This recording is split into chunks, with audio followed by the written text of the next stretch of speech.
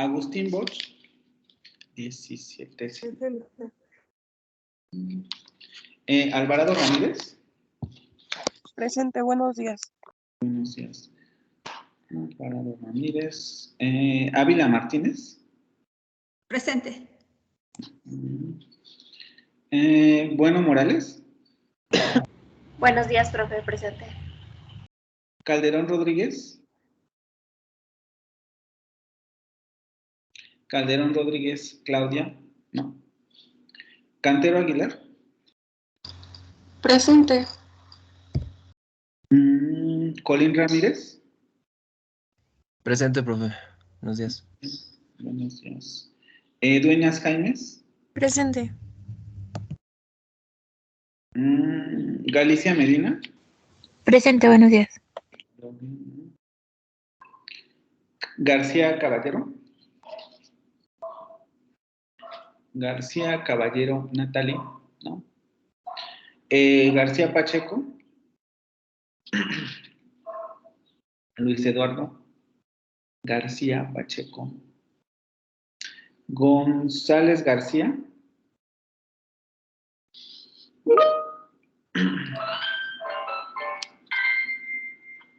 González Mendieta.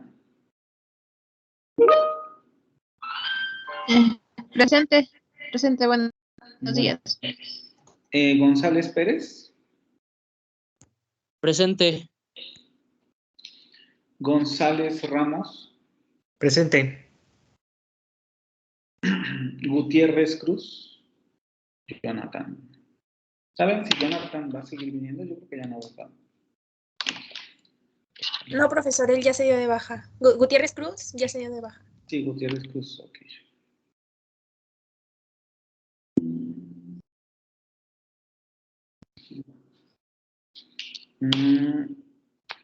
Guzmán Amador. Guzmán Amador, Vanessa. No. Hernández del Valle. Presente, buen día. Buenos días. López Cerón. Presente, profesor. Martínez Marcial.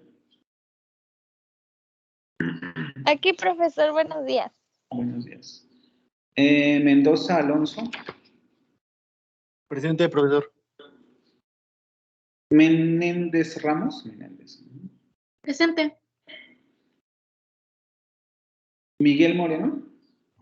Presente. Morales Águila. Morales Águila Dante. ¿No? Moreno Velázquez. Moreno Velázquez. ¿No? Muñoz Bobadilla. Presente, profe. Neri Miranda. Presente, profesor.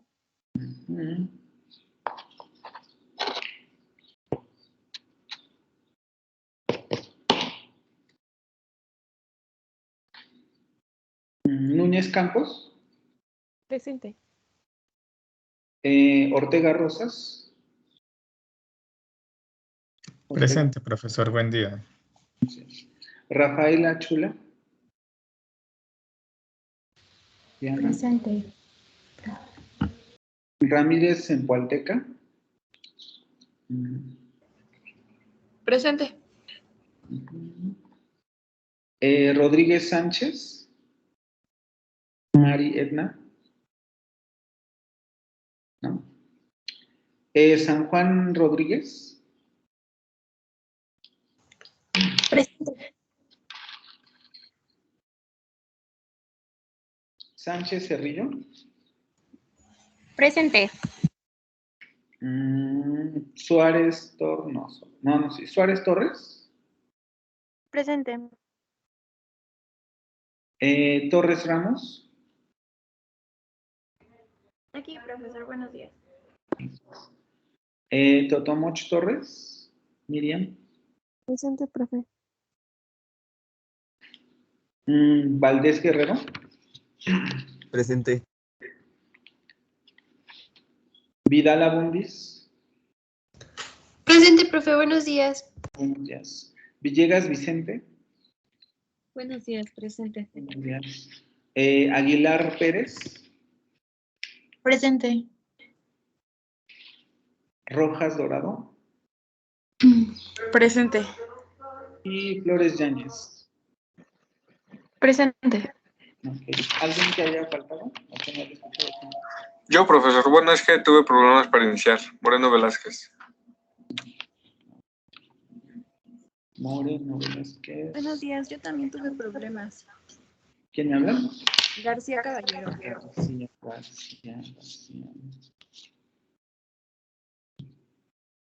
¿Alguien más? ¿No? Convertir.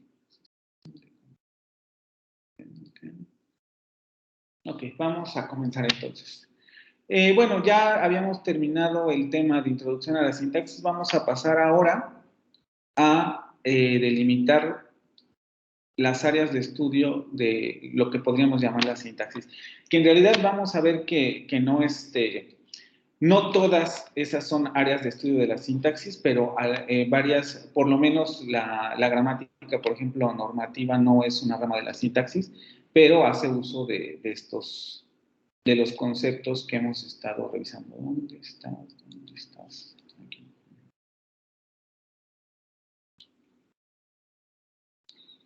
Ya ven la presentación, ¿verdad?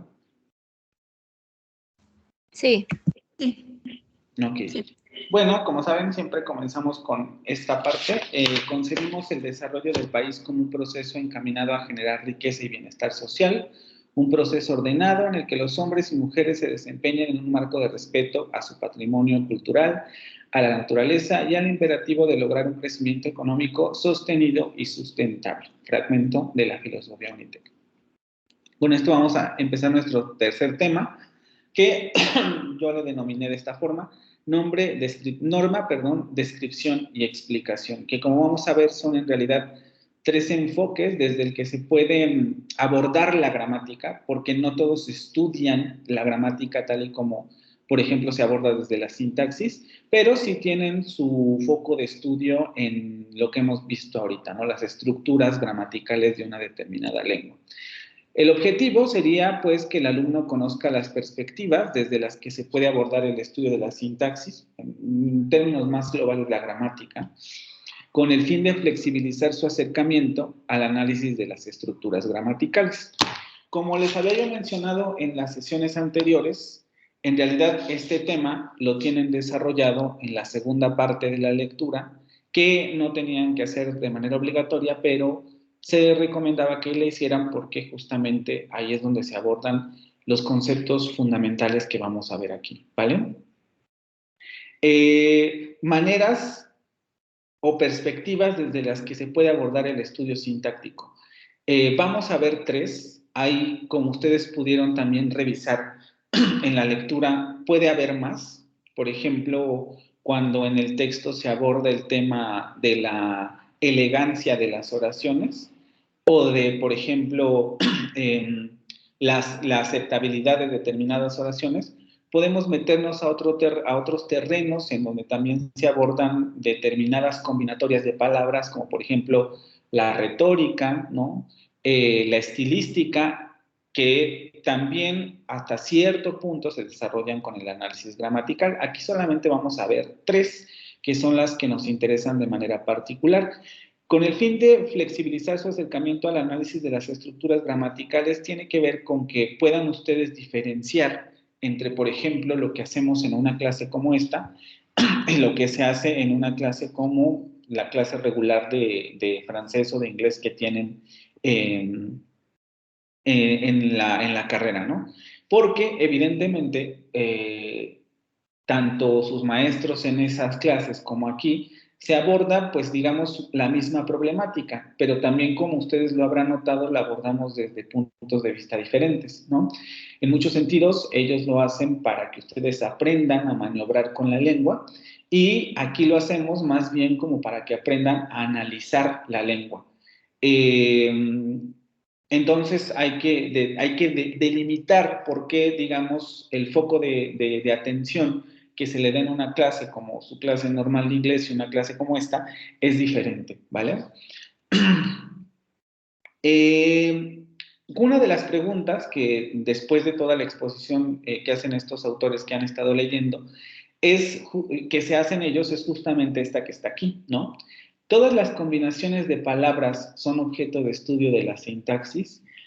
Y esta pregunta es muy relevante porque si partimos, como habíamos quedado en la presentación anterior, de que la productividad sintáctica implica que las combinaciones entre palabras prácticamente son infinitas, entonces se preguntan estos autores, ¿no? Bueno, si podemos combinar las palabras de todas las maneras posibles que se nos puedan imaginar, incluso vamos a ver aquellas que de momento no nos las imaginamos, pero las podemos hacer, ¿cuál sería en realidad el objeto de estudio de la sintaxis? Porque pues son demasiadas estructuras las que de pronto se ponen en el panorama de la combinatoria, ¿no?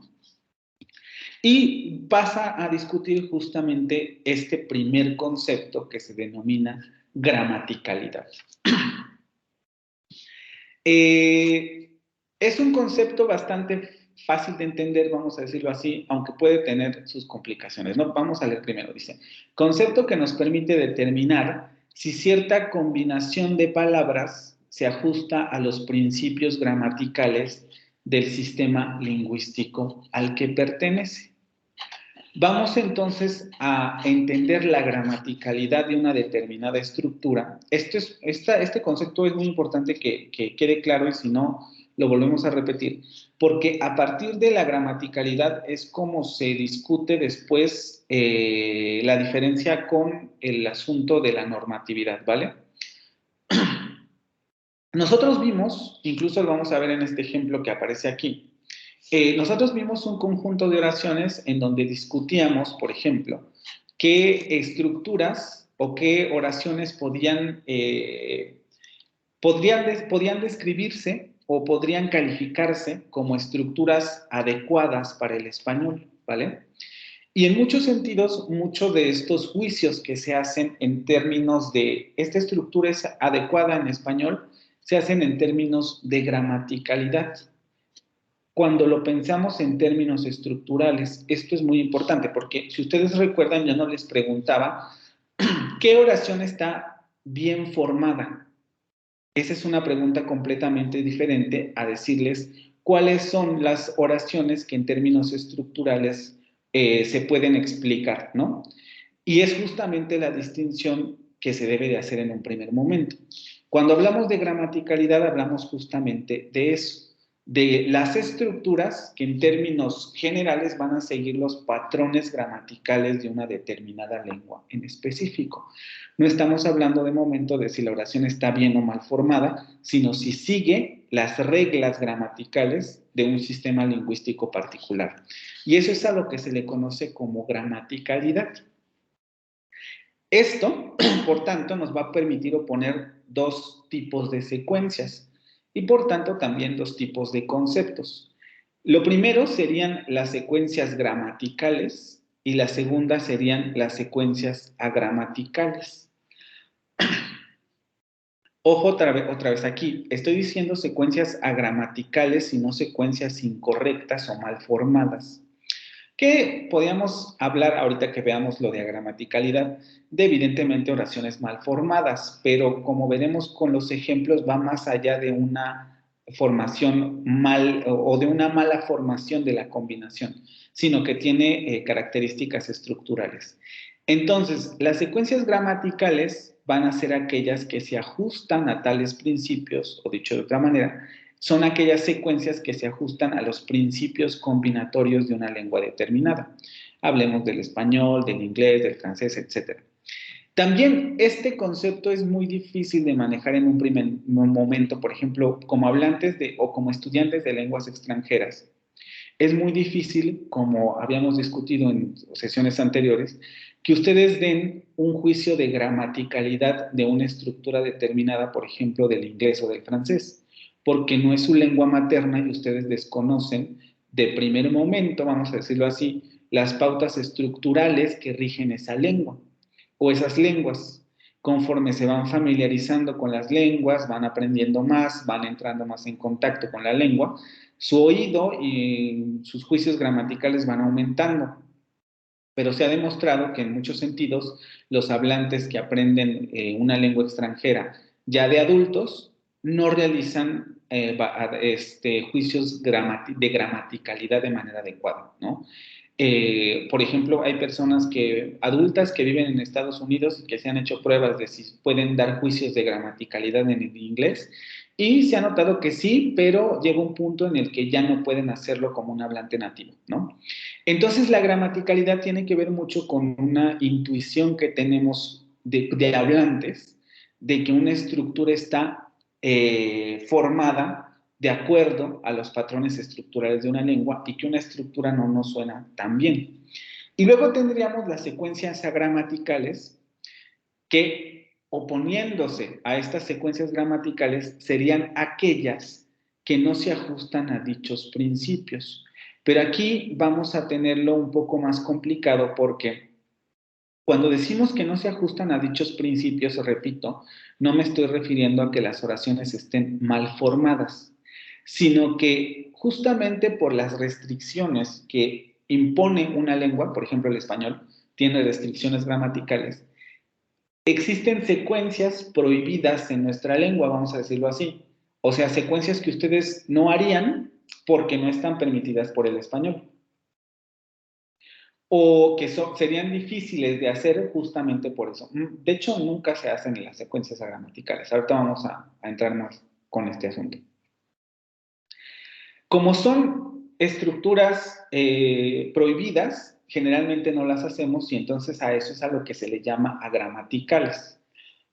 Esta parte es importante porque si ustedes se dan cuenta, ahorita que lleguemos a lo de normatividad y un poco lo que hacía el autor en la discusión que hace el autor en la lectura, o los autores más bien, es que cuando ustedes, por ejemplo, hacen un juicio de valor de decir, mira, esa estructura o esa oración está mal hecha, hay un error en esa estructura, generalmente no se refieren a juicios de agramaticalidad, sino se refieren a juicios de corrección lingüística. Ahorita vamos a pasar a ese concepto.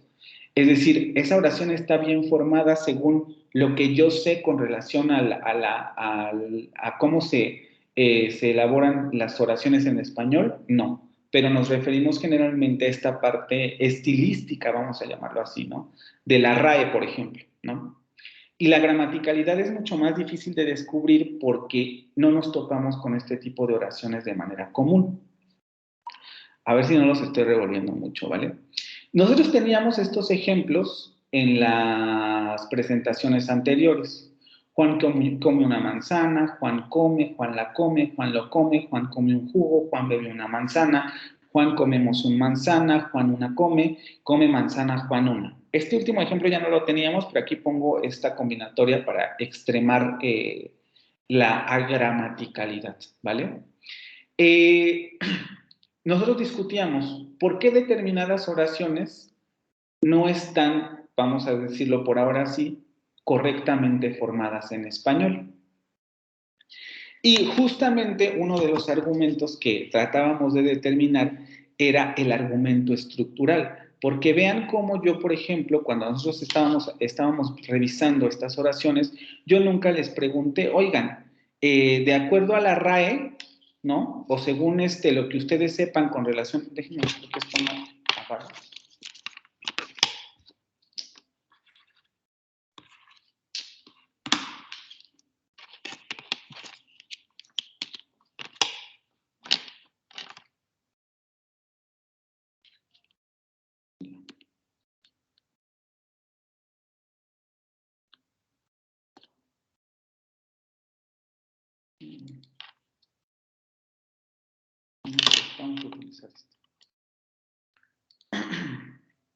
Les decía, ¿no?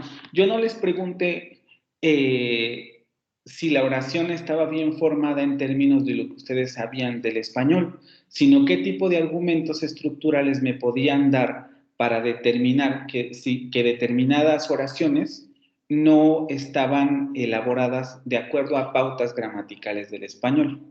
Si nosotros cuando habíamos revisado todas estas oraciones, habíamos llegado a argumentos, por ejemplo, de tipo morfológico, de tipo combinatorio, de decir, mire, pues por ejemplo, en Juan comemos un manzana, nosotros tenemos un sustantivo o un nombre propio, vamos a decirlo por ahora así, un nombre propio, tercera persona del singular, o tercera persona singular.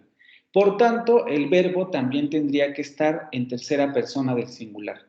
Pero en este caso no lo está, el verbo no está concordando con ese sujeto y por tanto tenemos un argumento estructural.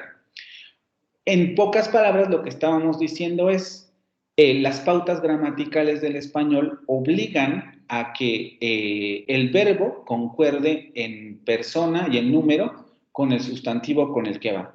Por tanto, esta oración está prohibida, vamos a decirlo así, por las reglas del español.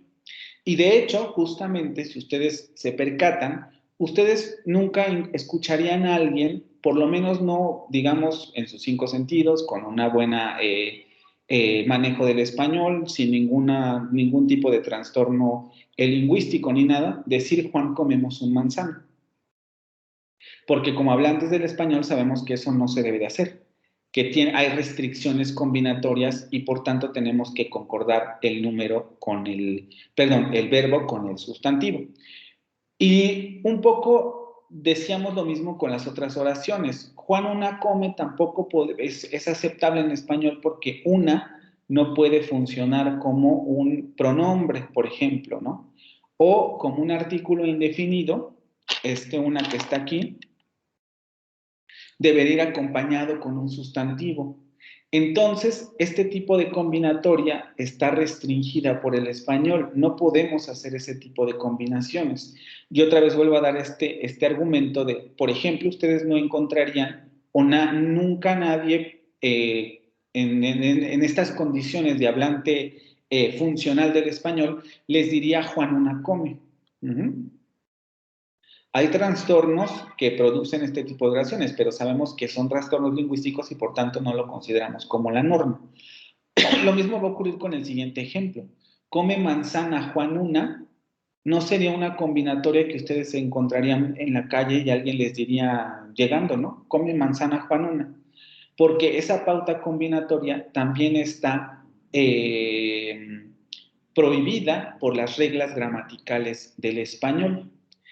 En este punto, conociendo este concepto de gramaticalidad, podemos por tanto decir que estas 3 oraciones son agramaticales, porque no siguen pautas estructurales del español. El asterisco colocado al comienzo de una secuencia sintáctica nos indica que tal oración es agramatical. Y como les decía hace un momento, una de las características de la gramaticalidad, por ejemplo, es que estas oraciones no las producimos, sino que tenemos que además hacer un esfuerzo por construirlas, ¿no? Por ejemplo, yo tuve que hacer el esfuerzo por construir esas oraciones mal hechas, vamos a decirlo por ahora sí, para que ustedes pudieran ver la existencia de pautas estructurales, y es lo que generalmente se hace en sintaxis. Y por tanto, podemos hablar de que esas 3 oraciones son agramaticales. Este concepto viene en la lectura, nosotros no lo vamos a ver a profundidad, pero es importante que lo recuperemos, el de aceptabilidad, ¿no? Porque una de las preguntas que podría surgirles de ver los ejemplos es, bueno, ¿por qué, por ejemplo, entonces en Juan come un jugo y Juan bebe una manzana, no le pone usted un asterisco, sino que le pone ese signo de interrogación? Como ustedes pudieron haber visto, o los que llegaron a esa parte de la lectura, este signo se utiliza para marcar la aceptabilidad o no de una estructura. Y esto se deriva un poco de la pregunta que yo les hacía, ¿no? Si yo les pregunto, Juan una come, ¿alguna vez ustedes lo van a escuchar en un hablante del español? Lo más probable es que me digan que no, ¿sí? Si yo les pregunto, ¿come manzana Juan una? ¿Se lo van a topar alguna vez con un hablante del español? Lo más probable es que me digan que no. Por eso sabemos que esas oraciones son agramaticales. Pero yo les lanzaba esta pregunta, ¿no? ¿Pero ustedes creen que es improbable que encuentren a alguien decir Juan come un jugo? ¿O que es improbable que alguien diga Juan bebe una manzana? Y pasábamos un poco al terreno de, bueno, estos podrían ser usos metafóricos, podrían ser usos poéticos, podrían ser usos que estén restringidos a un determinado contexto. Porque además teníamos argumentos. Esas dos oraciones, Juan come un jugo y Juan bebe una manzana, son oraciones que están gramaticalmente bien estructuradas. Porque decíamos, pues el verbo concuerda con su sustantivo, los artículos están bien utilizados con los sustantivos correspondientes, etc. Es decir, son estructuras que siguen pautas del español. Pero, en realidad, en términos semánticos, son difíciles de encontrar o no son combinatorias que sean fáciles de datar, ¿no? De decir, pues salimos a la calle y todo el mundo va a decir, Juan come un jugo. No, sino que pueden ser usos restringidos a determinados contextos. Ojo, no son estructuras prohibidas por las reglas gramaticales del español, sino que son combinatorias especiales que pueden encontrarse en determinados contextos. Es decir, su grado de aceptabilidad por parte de los hablantes depende mucho de en qué contexto se ocupe determinada estructura. Y eso es a lo que se refiere el concepto de aceptabilidad.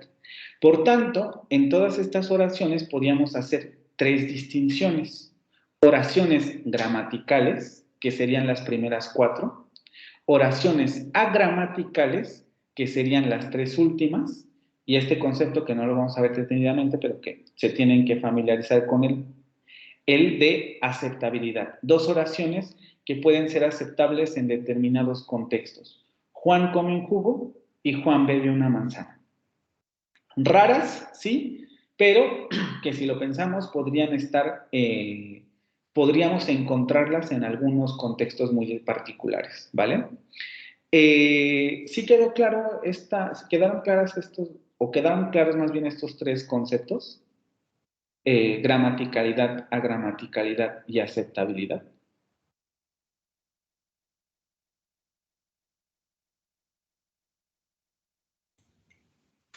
Sí. ¿Segurísimos? ¿Segurísimos?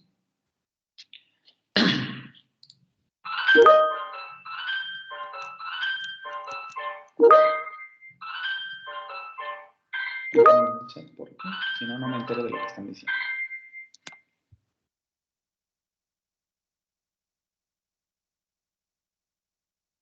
Lo de aceptabilidad, ok. Repito lo de la aceptabilidad, aunque esto viene en la lectura, ¿eh? Recuerden que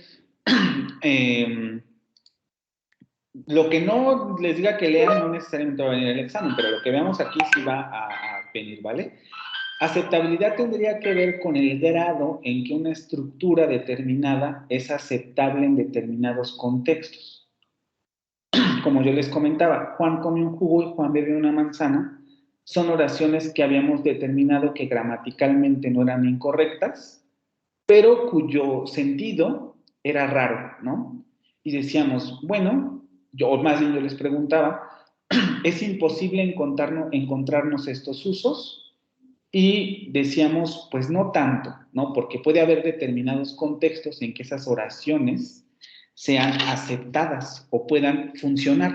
Por ejemplo, los usos poéticos de una determinada palabra manifiestan esa situación. Va a haber determinados contextos en donde esos usos van a ser aceptables y ningún hablante va a poner peros. La diferencia con la gramaticalidad, por ejemplo, es que en ningún contexto estas oraciones son aceptables. En ningún contexto ustedes aceptarían Juan comemos una manzana, Juan una come o come manzana Juan una, porque no son combinatorias adecuadas o pertinentes al español, a diferencia de las de arriba, ¿no? Entonces la aceptabilidad tiene que ver con oraciones que son gramaticalmente adecuadas, pero cuyo grado de aceptabilidad depende mucho del contexto, ¿sí? Me suenan raras, pero podríamos aceptarlas en determinada situación. Un poco también lo que veíamos con el ejemplo de la sesión anterior. En ella es una profesora trabajadora e inteligente, algo así, ¿no? Y decíamos, podemos invertir los adjetivos. Ella es una inteligente y trabajadora profesora. Y decíamos, suena raro, por ejemplo, a mí me suena raro, pero va a haber ciertos contextos en donde esas combinatorias sean aceptables. Lo mismo va a ocurrir aquí. Juan come un jugo o Juan bebió una manzana. Son raras, pero gramaticalmente son correctas y se pueden aceptar en determinados contextos. Y a eso se le denomina aceptabilidad. ¿Sí? A diferencia de la gramaticalidad, que nunca es aceptable. La gramaticalidad no es aceptable para los hablantes. Por eso les digo que muchos de estos juicios están ligados al grado de conocimiento que tenemos de una lengua, ¿sí? Como hablantes del español podemos hacer este tipo de juicios porque lo conocemos muy bien. Como hablantes de inglés y de francés ya es más difícil hacer estos tipos de juicios porque tenemos que estudiar mucho la lengua para determinar dónde estamos ante gramaticalidad, agramaticalidad, etcétera, porque eso lo saben los hablantes de manera intuitiva, pero nosotros como hablantes extranjeros no tenemos mucha idea, ¿no? Pues bien, estos conceptos son muy importantes de entender porque justamente son la base para entender las tres ramas de la sintaxis que vamos a revisar. La primera, que sería la gramática normativa o la sintaxis normativa, que se refiere a la corrección lingüística. La distinción entre gramaticalidad y corrección se fundamenta en la distinción entre dos cosas. Los aspectos constitutivos del objeto de estudio de una disciplina y los aspectos regulativos del objeto de estudio de una disciplina. En el texto les dan varios ejemplos, ¿no? De momento se me ocurren, ¿cómo les puedo explicar esto? Es el ejemplo que generalmente doy, ¿no? Pero pensemos en un lápiz, en una pluma, no es un objeto de estudio como tal, pero lo podríamos poner como ejemplo, ¿no? Si ustedes piensan en un bolígrafo, se van a dar cuenta que el bolígrafo tiene elementos constitutivos, o es un objeto que tiene determinados elementos constitutivos. Ah, pues este objeto tiene un tubo transparente en el que se le mete un tubito con tinta y tiene una punta para que funcione y además hay que taparlo para que no le entre aire, etcétera, ¿no? Es decir, vemos que tiene aspectos intrínsecos al objeto. Incluso los colores, dependiendo de la pluma, los elementos constitutivos pueden llegar a ser diferentes, aunque va a haber cosas similares, ¿no? Por ejemplo, aquí tenemos otra vez un tubo circular, solamente que ahora va a ser rosa, etcétera. Es decir, vamos a ver que existen similitudes, también diferencias, pero todas son constitutivas de los objetos. Y va a haber aspectos regulativos del objeto. Por ejemplo, ¿no? Ah, pues esta pluma o este objeto se utiliza para escribir, pero en ninguna parte está escrito con oro o de manera que esto siempre se va a ocupar para escribir, ¿no? A veces a lo mejor tienen que sacar algo de alguna ranura o algo y van a utilizar una pluma. Y la pregunta sería, ¿ahí la pluma sirve para escribir? Pues la respuesta es que no, ¿no? O de repente, no sé, perdieron un tornillo de algo y le metes la pluma y ya la mesa ya no se cae. ¿La pluma ya está funcionando para escribir? Nos damos cuenta que no, que digamos los aspectos que regulan el uso de la pluma son bastante subjetivos. No así los elementos del objeto, porque así yo ocupe la pluma para escribir o la ocupe para sacar algo de la ranura o la ocupe para sostener mi mesa, la pluma va a seguir siendo exactamente la misma. Los usos son los que van a ser diferentes. Lo mismo ocurre con el lenguaje. La gramaticalidad es una parte constitutiva del objeto. Todas las oraciones que ocupan los hablantes de una determinada lengua generalmente son gramaticales. Hay contextos muy específicos en donde puede surgir la gramaticalidad, pero de manera general los hablantes funcionales de una lengua siempre van a producir oraciones gramaticales. Ese es un aspecto constitutivo del objeto.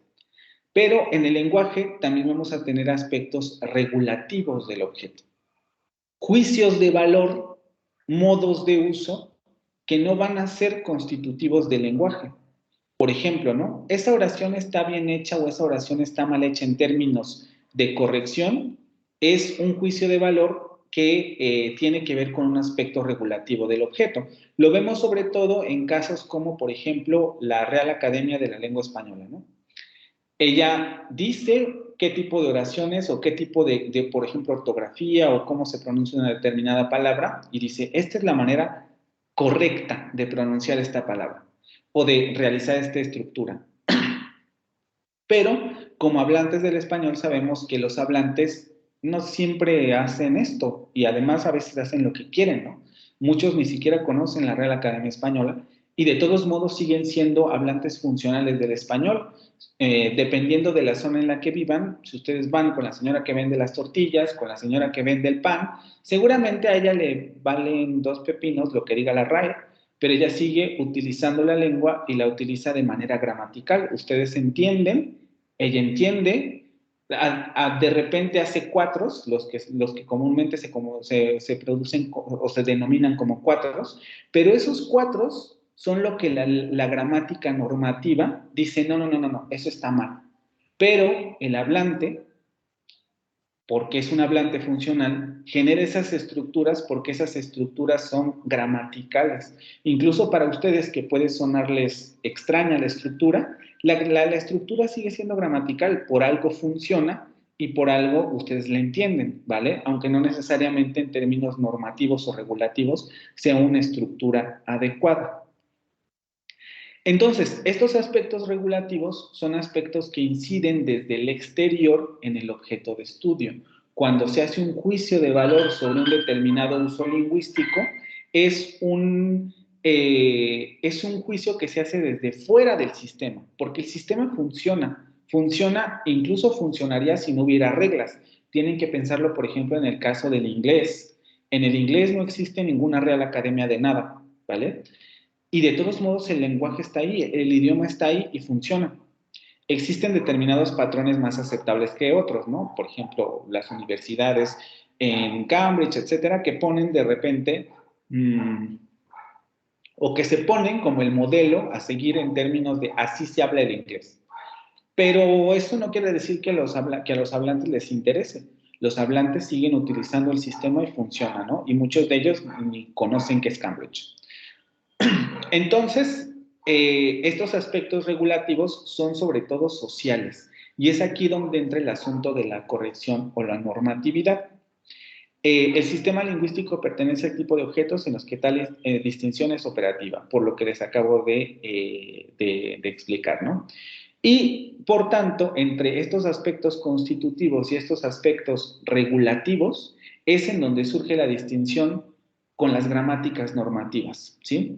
No vamos a meternos ahorita en los constitutivos porque esto tiene que ver con gramática descriptiva y gramática explicativa. Las gramáticas normativas son estas gramáticas que se encargan de delimitar los usos correctos o incorrectos de las estructuras sintácticas. Los libros que, por ejemplo, saca la RAE sobre ortografía, sobre gramática, en la actualidad ya son menos normativos, ¿no? Esto se ha ido perdiendo porque se ha entendido que la lengua no va a avanzar al ritmo que quisieran los que ponen las reglas, ¿no? Como por ejemplo la RAE, etcétera, sino que la lengua va a su propio ritmo y los hablantes generalmente hacen lo que quieren, o sea, no siguen pautas de esta naturaleza. Quizá los más cultos tengan ideas o que estén más en contacto con este tipo de sistemas normativos, son los que tratan como de cuidar más su lenguaje, pero la mayoría de la población le valen 3 cacahuates lo que la RAE diga, ¿no?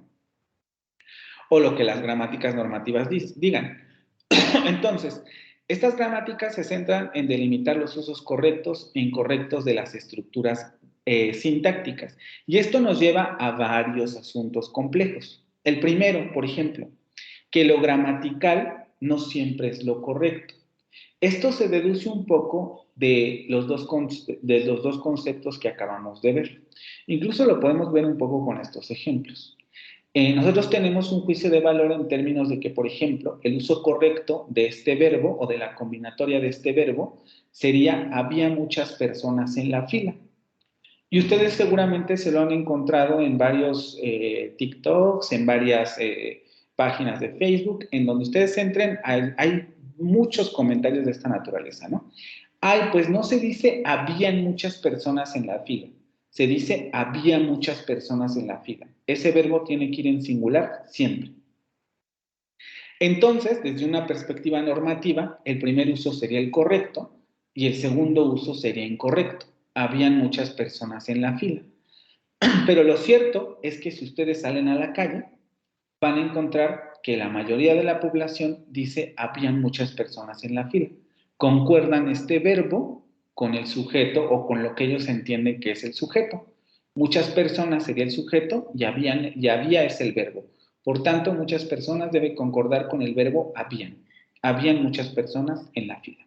O el ejemplo que les daba yo en sesiones anteriores. El uso correcto sería comiste mucho hoy. Y el uso que debes evitar sería comistes mucho hoy. Comistes mucho hoy. Pero también si ustedes salen a la calle, se darán cuenta que en varias ocasiones vamos a encontrar a mucha gente que dice comistes mucho hoy. O el tercer ejemplo. El uso correcto sería fui a su casa. Pero ocurre un fenómeno también en español y en varias lenguas donde, por ejemplo, ese su es ambiguo porque no sabemos su de quién. Su de ella, su de él, su de quién. Y justamente lo que hacen los hablantes es decir, pues yo tengo que eliminar esa ambigüedad. Entonces tengo que decir, fui a su casa de mi mamá. Y una de las prohibiciones en este sentido sería no. Este es un uso incorrecto porque usted solamente debería utilizar un posesivo. Solamente debería decir su casa o debería decir fui a la casa de mi mamá. No puede decir fui a su casa de mi mamá. Pero lo cierto es que también si ustedes también seguramente si se prestan atención, se notarán haciendo este tipo de estructuras. Fui a su casa de mi mamá, con un doble posesivo, su y de mi mamá. Y diríamos, pues ese uso es incorrecto. Como pueden ver, la distinción entre correcto e incorrecto tiene que ver con un juicio de valor, pero todas estas estructuras ustedes las pueden encontrar diariamente en las personas que se cruzan, con las personas que se cruzan en la calle. Por lo tanto, podemos llegar a la conclusión de que lo que es gramatical, es decir, lo que utilizan las personas de manera cotidiana, no siempre es lo correcto. Muchas personas dicen habían muchas personas en la fila. Muchas personas dicen comiste mucho hoy. Muchas personas dicen fui a su casa de mi mamá. Y para ellas y para nosotros, porque aunque nos hagan ruido, sabemos que no nos suenan tan mal, ¿no? Por ejemplo, comiste mucho hoy, nos chirria el oído, pero decimos, bueno, no parece un error tan grave, porque esos errores son hasta cierto punto gramaticales, tienen una explicación gramatical. Por tanto, lo gramatical, lo que para los hablantes es gramatical, no siempre va a ser lo correcto. Esa es la distinción fundamental entre gramaticalidad y corrección. Ustedes lo escuchan cotidianamente, la gente habla y comete muchos de estos cuatros, entre comillas, pero todos esos cuatros son gramaticales. Para quien habla, y a lo mejor no siempre para el que escucha, pero para el que habla es muy normal decir esas cosas.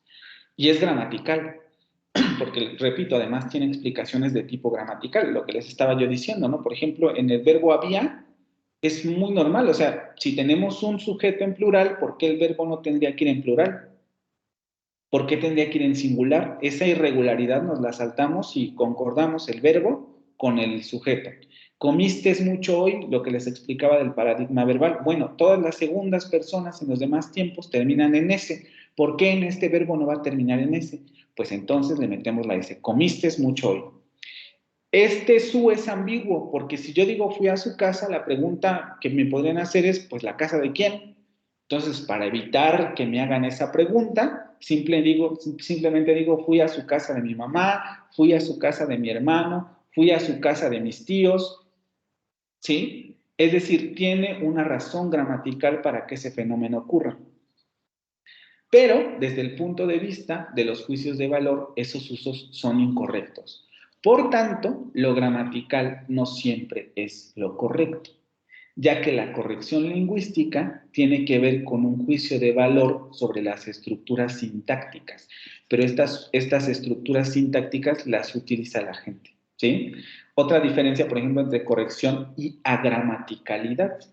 la corrección o la incorrección, o más bien entre incorrección y agramaticalidad. La incorrección la vamos a encontrar en la lengua, porque es un juicio de valor. Ah, eso es incorrecto y esto es correcto. Juicios de valores. Estamos llenos de ellos, ¿no? En muchos sentidos y también en la lengua. Eso es incorrecto y esto es correcto. Pero la gramaticalidad nunca la vamos a encontrar. No nos vamos a topar con alguien que diga, Juan comemos una manzana, Juan una come manzana, Juan una. La gramaticalidad no está, no se palpa en la lengua, no la escuchan ustedes. A diferencia de la incorrección, que esto sí lo podemos escuchar en términos generales.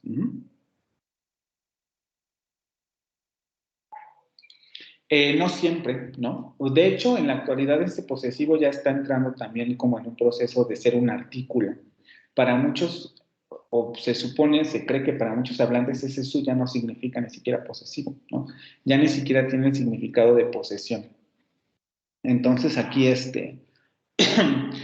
y además también como está muy atado al contexto, depende, ¿no? Si tienes muchos referentes en tu discusión, por ejemplo, si hablaste de tu mamá, ya hablaste de tu hermano, ya hablaste de tus tíos, la pregunta y de repente sueltas un fui a su casa, el hablante puede muy bien preguntarte, pero ¿a la casa de quién? Me estás hablando de 3 personas. ¿De quién me estás hablando? De mi mamá, ¿no? Entonces hay que desambiguar. Ese su es extremadamente ambiguo porque lo ocupamos para varias personas. Entonces depende mucho del contexto, pero si tienes muchos referentes antes del su, lo más probable es que el quien te esté escuchando no sepa a qué te refieres. Por eso pones ese elemento.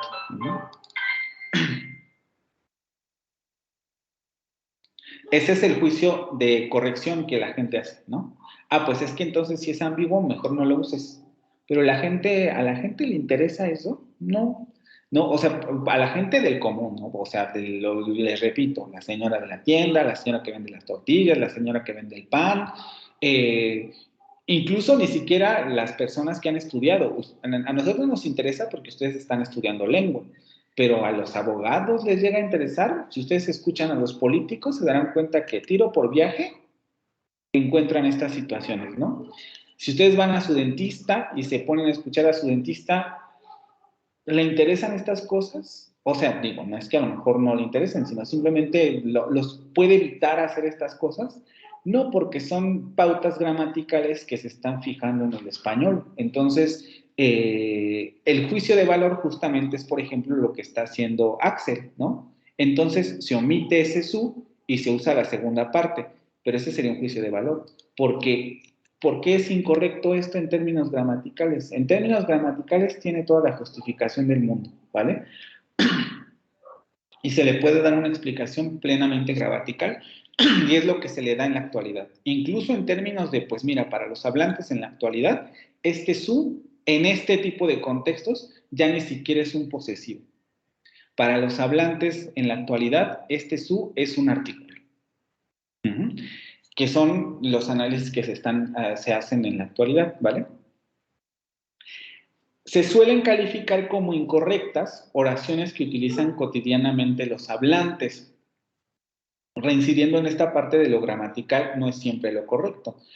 Los hablantes utilizan esas oraciones gramaticalmente, utilizan esas oraciones con conciencia gramatical, ¿no? De decir, para mí esto es gramaticalmente adecuado, yo me estoy comunicando y tú me estás entendiendo. Pero ese tipo de oraciones se suelen calificar como incorrectas desde un punto de vista de un juicio de valor, ¿vale? Las secuencias que suelen calificarse como incorrectas son aquellas que se recomienda no usar en virtud de algún condicionamiento social o factor externo que censura su uso. ¿Sí? Estas recomendaciones las pueden encontrar tiro por viaje en estas páginas o, por ejemplo, en la RAE.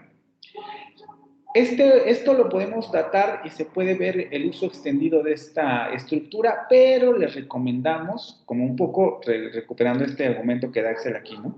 Pero recomendamos omitir ese su y solamente quedarnos con la segunda parte. O si no quiere emitir ese su, omita, perdón, el de mi mamá, el de su mamá y solamente diga su, porque el contexto va a desambiguar la estructura. Ese es el tipo de recomendaciones que se hacen en términos de corrección gramatical, Ujú. Se recomienda no usar en virtud de algún condicionamiento social o factor externo que censura su uso. Las gramáticas normativas no suelen hacer referencia a oraciones agramaticales, otra parte importantísima. Claro, porque la incorrección se basa en los usos. Si tú usas estas oraciones, eso es lo que es incorrecto, pero nunca van a escuchar en una gramática normativa que les diga, ojo, y mucho cuidado, no haga usted estas combinaciones, Juan comemos una manzana, Juan una come manzana, Juan una, porque están mal hechas. No, porque a la gramática normativa no le interesan estas oraciones.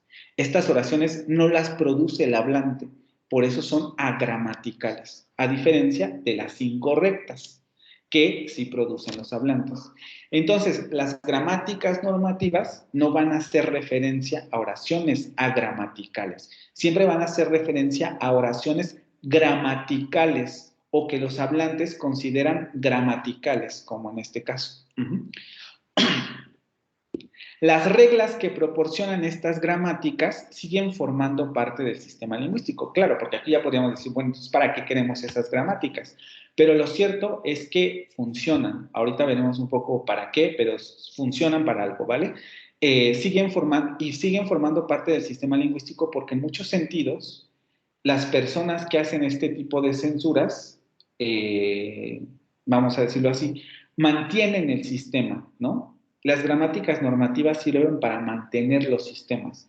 Una de las razones que, por ejemplo, nosotros, o por lo menos es una de las razones que se ha dado, ¿no? Que uno no se explica y dicen, pero ¿por qué de repente los hablantes del español, por ejemplo, nosotros, podemos entender un texto del siglo XV que nos va a costar un poco de trabajo, pero si le agarramos la onda, en unos 2 días ya podemos leer textos del siglo XV, escritos en español? ¿Por qué un hablante del español, por ejemplo, puede tener esa facilidad para entender ese texto y un hablante del inglés actual que quiera leer un texto del siglo XV no entiende nada? Así haga el esfuerzo, no lo va a entender en un primer momento, sino que tiene que meterle mucho estudio para entender un texto de su lengua del siglo XV. Y una de las razones que se ha dado es, por ejemplo, porque en español existe una tradición normativa que ha impedido que la lengua cambie de manera tan rápida, ¿sí? A diferencia de otras lenguas como el inglés, en donde como no existen este tipo de instituciones normativas, la lengua se va por donde quiere, ¿no? Y evoluciona tan rápido que se dan este tipo de contextos o situaciones, ¿sí? Eso también podría ser, por ejemplo, por la cultura escrita, que en el español se tiene bastante más que en otros idiomas. Sí, pero depende mucho también de la norma, ¿no? O sea, sí tiene que ver la cultura escrita, pero generalmente es la norma también. Porque si la comparas, por ejemplo, con el inglés, pues también tiene cultura escrita, ¿no? Y de repente la pregunta sería, ¿y por qué esa lengua cambió tan rápido a diferencia de una lengua como el español? ¿No? Entonces sí, pero también depende mucho de este tipo de situaciones, de qué tanto peso se le dé a una gramática normativa o qué tanto peso se le den a este tipo de censuras. Pero es que, como usted dice, la mayor parte de la población no se interesa por las normativas. Pero de todos modos ocurre, ¿no? Porque, por ejemplo, si tú, o sea, igual a lo mejor no le vas a decir a la señora de la tienda, no diga eso, ¿no? Pero alguien seguramente la corregirá, ¿no? Alguien que sepa de algo o a lo mejor ella de repente ve la televisión y se entera, o en Facebook, por ejemplo, nosotros que de tiro por viaje nos encontramos este tipo de situaciones, ¿no? Páginas o perfiles en TikTok sobre ortografía, sobre gramática, o sea, depende del peso cultural que se le dé, las personas se topan con este tipo de situaciones, ¿no? O sea, les digo, no necesariamente es ley, porque si no el idioma no avanzaría, tampoco hablamos como en el siglo XV, pero sí depende mucho del contexto. Seguramente habrá alguien que le haya dicho que está mal hecho, que está mal dicho, perdón. Ya que lo diga o no, ya es otra cosa, pero seguramente habrá alguien que lo corrija. O cuando no se corrige en exceso, se dan estas situaciones de que pues ya prácticamente todo el mundo dicen, habían muchas personas en la fila. Y este había, por ejemplo, a mí este había me suena más raro que el habían muchas personas en la fila. O este, fui a su casa de mi mamá, yo lo escucho todos los días, ¿no? y ya no pongo peros, incluso me lo he escuchado a mí. Entonces, sí existe esta gran, y yo me sé la regla, ¿vale? Pero yo me lo escucho. Entonces, depende mucho del contexto también, ¿no? Y de qué tan fuerte sea ya el proceso de cambio en estas situaciones. Pero es que, por ejemplo, digo, como comparo las dos lenguas, ¿no? El inglés y el español, si comparamos también con la del francés, a los franceses sí les costaría entender un escrito del siglo XV en su lengua, ¿no? Y ellos Por, también tienen una academia del francés, que sí, también tiene sus gramáticas normativas. pero muchas, sí, pero, o sea, aquí el pero más bien sería, te digo, depende mucho también del contexto. Por ejemplo, en Francia, la Real Academia, y se ha dicho, a mí me sorprende que lo digan, pero se ha dicho, que dicen que la Real Academia solamente está de adorno allá, porque realmente nadie le hace caso, ¿no? A diferencia de, por ejemplo, en un ambiente como el español, que no solamente es que los hablantes le den el peso, porque lo vemos en las páginas, y las páginas tienen un montón de seguidores, los escritores, todos, las normativas de la Real Academia son importantes. Yo la verdad desconozco mucho si en verdad a los franceses les vale tanto la Real Academia Francesa, pero lo cierto es que muchos comentan que está de adorno la Real Academia Francesa. No muchos la siguen, pues. Mm. No, bueno, sí, de eso no sé. Lo que sí Sinceramente, sé es que luego también, no sabría decirte si es cierto que les vale tanto o no, pero por lo menos es el comentario que yo he escuchado. Ujú. Que no les importa mucho lo que diga la Real Academia Francesa. ok, Por eso gracias. sería la explicación más lógica, pero te digo. Depende más bien como del contexto y de meternos en esa lengua, ¿no? Porque, por ejemplo, como les repito, como hablantes del español podemos hacer juicios de gramaticalidad de nuestra lengua, pero es mucho más difícil hacerlo en otras, ¿no? ¿Qué tanto influye la Real Academia Francesa? Pues tendríamos que estar en ese contexto para saberlo, ¿no? Podemos leerlo y todo, pero realmente los franceses siguen tanto estas normas, no las siguen, pues tendríamos que estar ahí. Como hablantes del español sabemos que aquí sí hay una cultura de esa naturaleza, ¿no? O sea, a la RAE le llegan un montón de dudas en Twitter porque a la gente le interesa escribir bien, ¿no? Por lo menos a la gente medianamente culta le interesa más o menos manejar su lengua de manera adecuada. Y la RAE siempre está llena de dudas, ¿no? Yo no sé si esto ocurra también con, o por ejemplo, que una Real Academia Francesa tenga una estrategia como esta, ¿no? Es decir, tú me puedes tuitear qué palabra no entiendes, qué palabra no sabes cómo usar y yo te contesto. Mi pregunta sería, ¿la Real Academia Francesa tiene esa situación? No, Por, bueno, yo la llegué a buscar en Twitter de igual manera, así como la española, y no, ni tuitea. pues por eso, ¿no? Ahí es donde te vas dando cuenta de la diferencia cultural que tiene cada. Por eso las gramáticas normativas son culturales, porque tiene que ver con el peso que la sociedad le da a esa institución. Uh-huh. Entonces también podría ser que la gramática normativa del español sea por la cantidad de hispanohablantes que somos. Eso sí, no sé si sea esa la cuestión, ¿no?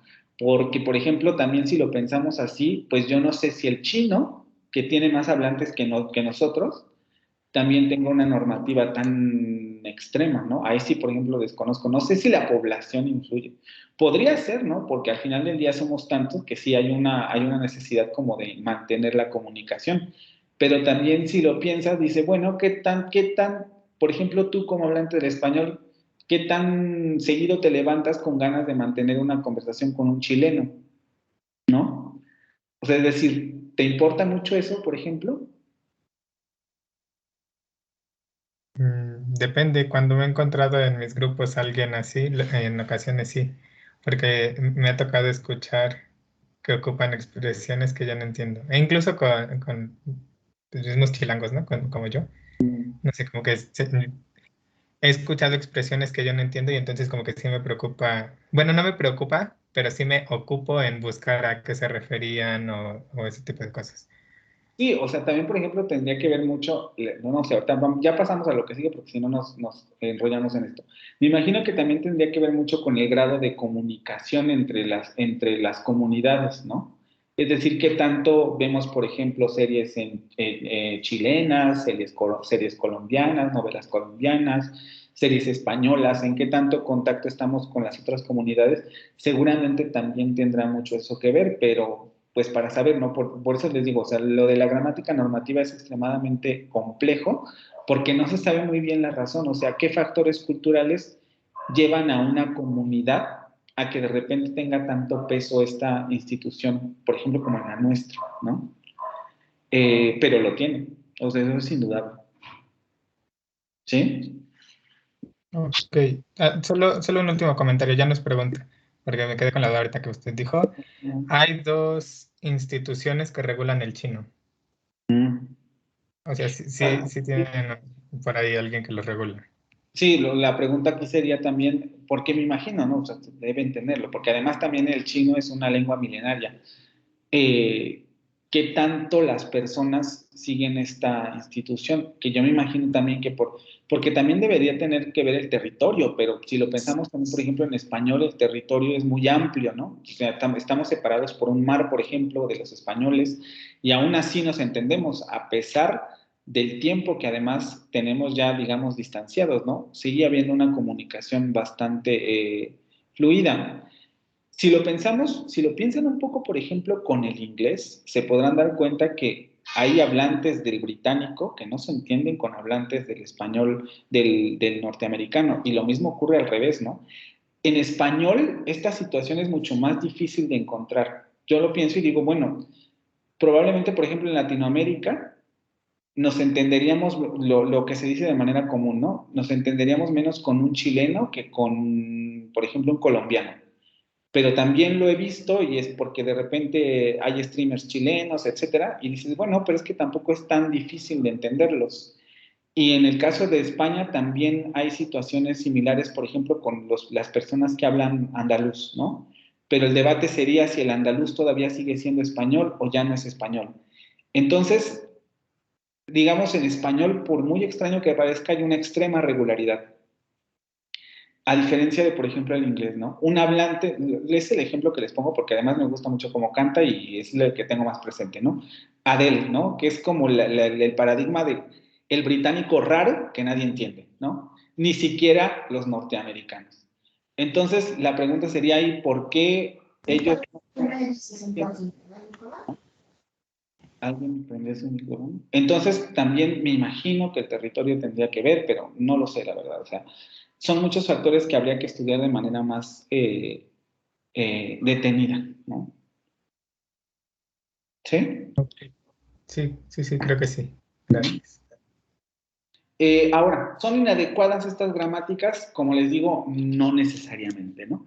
Por ejemplo, lo vemos en el caso del español. Se justifica su existencia por razones educativas y sociales, esto también es muy importante,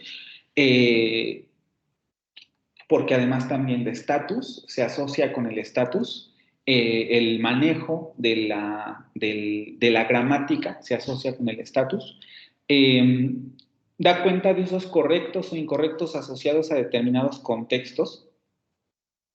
Esto ustedes también, porque, ojo, no les estoy diciendo que no existan en las otras lenguas, sino que en las otras lenguas son más difíciles de encontrar, pero existen. Por ejemplo, ustedes en sus clases de francés y de inglés seguramente se encontrarán con este tipo de situaciones.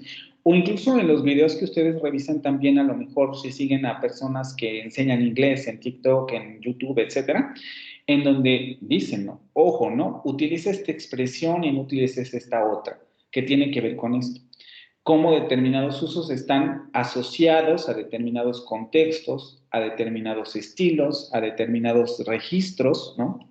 Su uso es recomendable para aprender a usar las estructuras de una lengua en los contextos en que la sociedad sanciona o acepta su uso, porque al final del día es importante saber dónde puedes utilizar una palabra, dónde no la puedes utilizar, dónde esta estructura está bien hecha, dónde está mal hecha. Eso es lo que nos hace hablantes competentes de una determinada lengua. Por ejemplo, como hablantes del español, nosotros sabemos cómo variar el registro de nuestras estructuras gramaticales. Dónde las cuidamos más, dónde las cuidamos menos, dónde nos vale un poco. Y se nota, ¿no? Si ustedes escuchan hablar, lo notarán. No va a ser la misma corrección gramatical que ustedes hagan con su familia que lo que hagan en la escuela, por ejemplo. o lo que hagan en una junta de trabajo, ¿no? Incluso esto cambia. Ustedes vienen con ahorita es difícil porque estamos en la pandemia y no sé qué tanto hayan estado en contacto con sus compañeros de universidad, pero a lo mejor en la secundaria preparatoria llegó a pasar.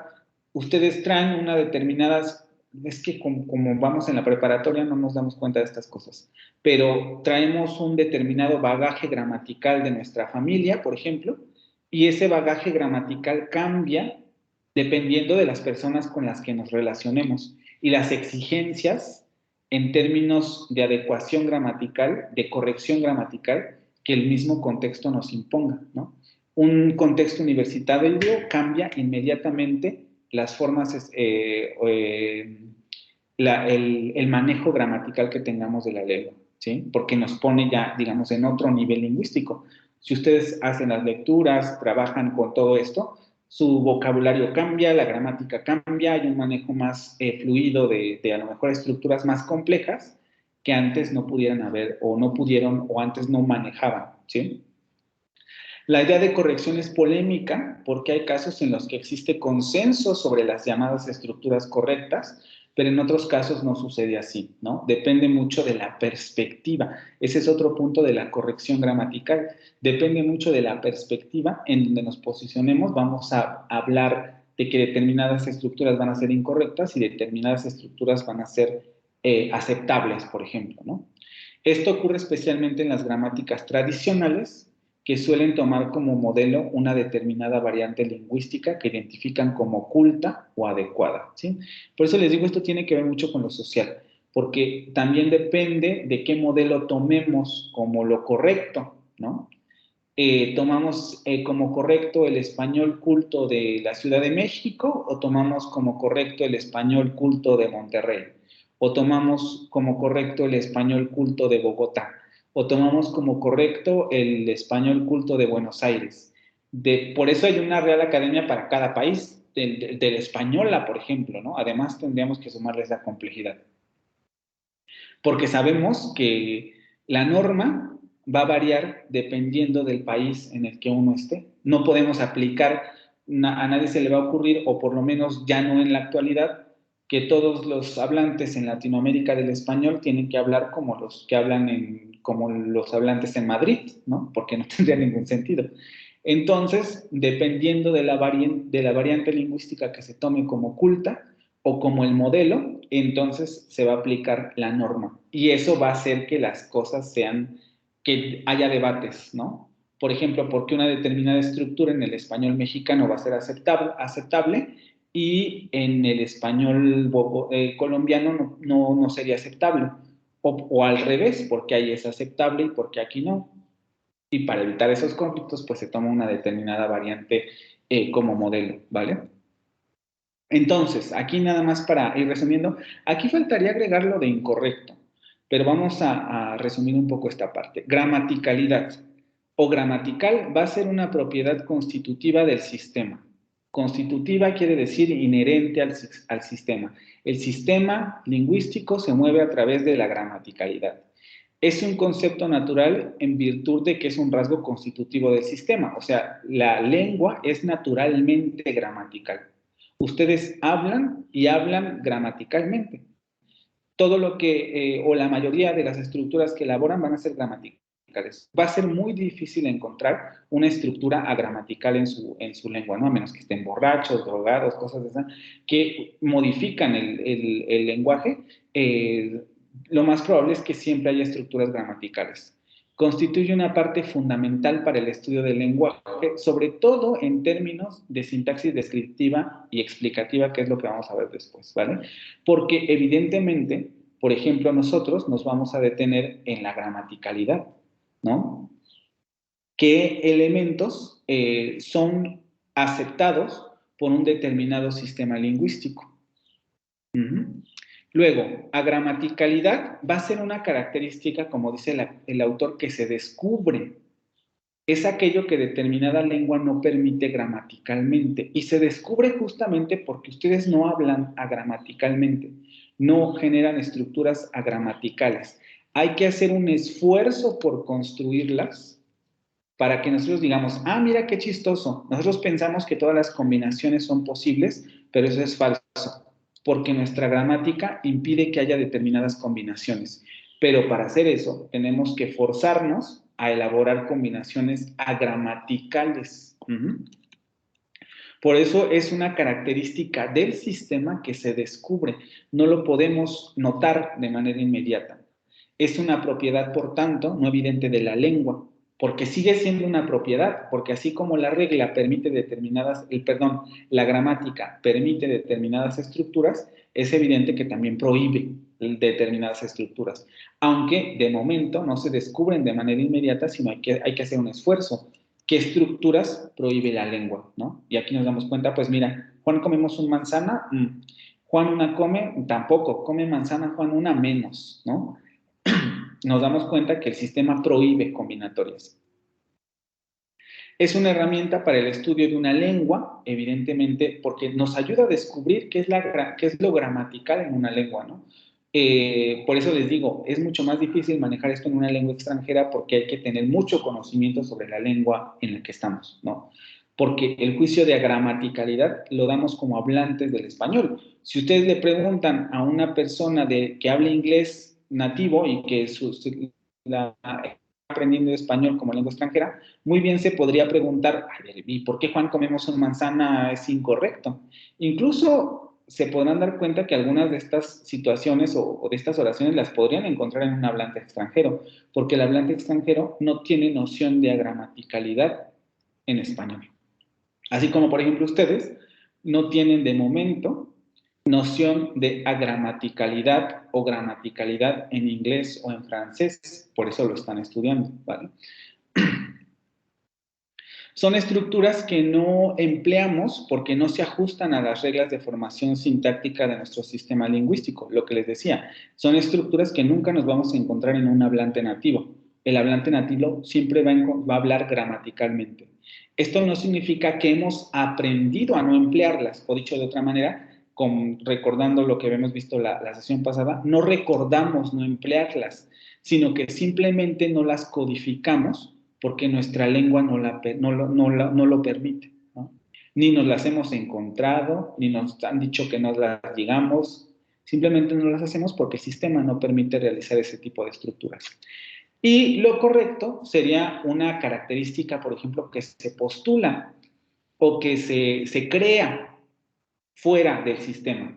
Es algo que decidimos como hablantes que eso no se debería decir, ¿no? Aunque la gente lo dice. Es un concepto social en virtud de que se articula con relación a normas y regulaciones sociales. Son las instituciones que se encargan de sancionar los usos, los que van a determinar lo que está bien y lo que está mal. Arbitrariamente, pero lo determinan, ¿no? Y mucha gente se afilia a estas determinaciones para generar esto que denominaríamos español culto, ¿no? Tiene repercusiones en la educación, comunicación, unidad de un idioma, etcétera, efectivamente, porque, por ejemplo, por lo menos los medios de comunicación en español van a tratar de adaptarse a las normas que dicte la institución, ¿no? Escribir de acuerdo a las normas de la institución, hablar de acuerdo a las normas de la institución, utilizar un lenguaje neutral, entre comillas otra vez, porque recuerden un poco lo que discutíamos en Fonética 1, en Fonética 2, no existe esto de neutralidad, sino que hay una elección, ¿no? Tomamos este modelo de esta comunidad de hablantes, tienen esta pronunciación, tienen esta estructura, etcétera, tomamos como modelo esa estructura y entonces a partir de ahí elaboramos la norma, ¿no? Y todos los medios de comunicación van a estar abocados a reproducir la norma en la unidad de un idioma porque nos ayuda a cohesionar, ¿no? Que no se desvíe tanto la gente de cómo se habla el correcto español para que podamos seguir entendiéndonos. Y tiene esta importancia. Les digo, aquí faltaría lo de la incorrección, pero es un poco similar a lo de la corrección, ¿no? También va a ser una característica que se postula porque lo incorrecto también tiene que ver con un juicio de valor.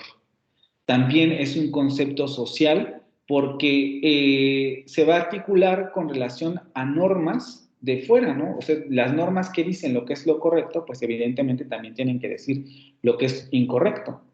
Y también va a tener influencia en la educación y en la comunicación o en la unidad de un idioma, porque al final del día esas estructuras incorrectas van a tratar de erradicarse de la lengua en general o de la comunidad en la que se esté realizando el uso de este tipo de estructuras, ¿vale? ¿Tienen alguna duda con relación a esto que acabamos de ver entre gramaticalidad, agramaticalidad, correcto, incorrecto? Para ya pasar al siguiente concepto. En lo que lo piensan, denme unos segundos. Por favor.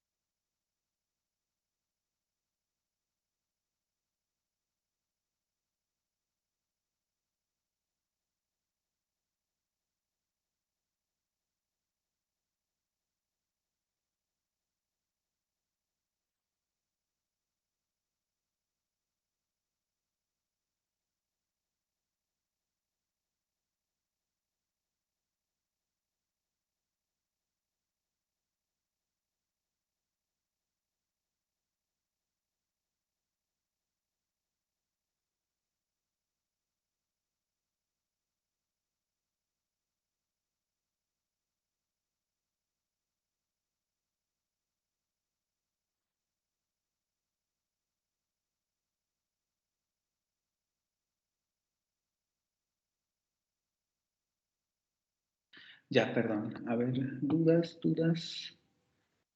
¿No? Profe, yo tengo una pregunta, ¿Sí? pero es con respecto a la normatividad. ¿A qué se refería con los aspectos regulativos? Pues eso, los aspectos regulativos son la norma que le aplicamos a un determinado objeto.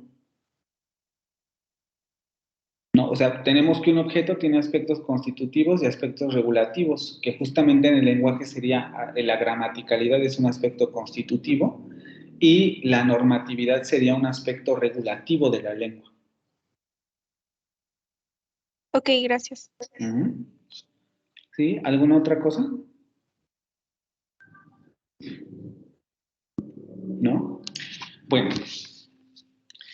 Ahora, también partiendo de esta idea de gramaticalidad y agramaticalidad, nos tenemos que plantear justamente cómo se analizan las estructuras gramaticales de una lengua, no agramaticales, bueno, más bien no incorrectas o correctas, porque una de las cosas ya que deberíamos poner aquí ya de manifiesto es que, por ejemplo, para la sintaxis, la norma no es tan relevante.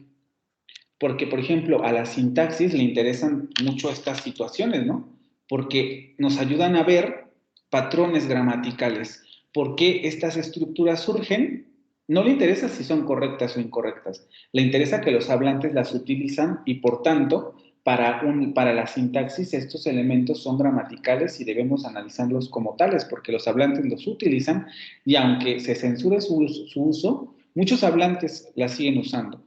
Y se extiende el uso, ¿no? Porque además es mucho más fácil identificar patrones.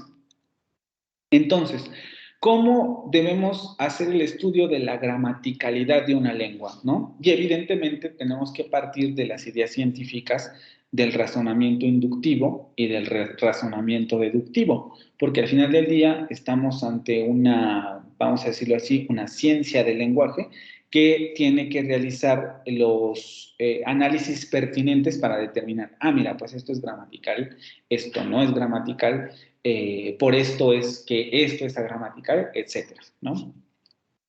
Y del mismo modo que todas las demás ciencias podemos partir de un razonamiento inductivo y de un razonamiento deductivo. En muchos sentidos la oposición tiene que ver también con una oposición muy sencilla que ustedes a lo mejor pueden reconocer, que sería la distinción entre un enfoque experimental o empírico y un enfoque teórico, ¿no? Vamos por partes. El razonamiento inductivo va a ser aquel que procede del análisis de los datos y formula hipótesis o generalizaciones sobre las semejanzas que observa en ellos. Es un razonamiento que se asocia a la descripción, efectivamente, porque el razonamiento inductivo lo que va a hacer es que, bueno, supongamos que quiero analizar la gramática o la sintaxis del francés. Voy a agarrar todas las oraciones que yo primero tengo que delimitar, ¿no? No voy a agarrar todas las oraciones, sino, bueno, quiero estudiar cómo se comporta sintácticamente tal verbo. Quiero estudiar cómo se comporta sintácticamente tal adjetivo. Voy a agarrar mi corpus o los elementos, los datos que yo considere adecuados para realizar el análisis de ese verbo, de ese adjetivo, y a partir de los datos que yo recopile voy a realizar generalizaciones. Por tanto, es un razonamiento de tipo descriptivo, porque yo tengo que tener los datos y a partir de los datos voy a realizar la descripción del comportamiento sintáctico de ese verbo o de ese adjetivo, por ejemplo. Claro, solamente les pongo eso, pero pueden ser muchas cosas, ¿no? Adjetivo, verbo, frase nominal, frase verbal, frase prepositiva, preposición X, etc. O sea, podemos agarrar cualquier elemento de la sintaxis para hacer este tipo de análisis. Y los razonamientos deductivos van a ser aquellos que se basan en inferencias lógicas a partir de principios generales que pueden ser formuladas a priori en lugar de sobre la base de una generalización empírica. En cristiano, ¿qué quiere decir esto? Que el razonamiento deductivo parte de la teoría para ir a los datos, ¿no? Por ejemplo, pues según la teoría X, los adjetivos tales deberían comportarse en una lengua de tal manera.